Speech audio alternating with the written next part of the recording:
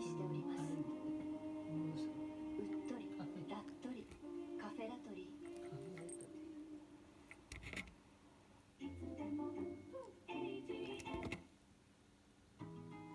私の新居が気に入ったのか、兄は何かと現れる。風呂貸してくんない？なんて自由な兄なんだ。最高だな。ちょっと癒してあげますか。なんだなんだ。まるで癒しの湯じゃないか。あ、なんて自由な賃貸なんだ。 TK セレクト。あいつやっぱり魔法使いだな。ろうそくを風呂にずっと置いたってこれはテスラコイルという電磁波を発生させる装置だ。電気を強い電磁波に変え送信し、受信先で再び電気に変え、いわゆる無線送電を行うことができる。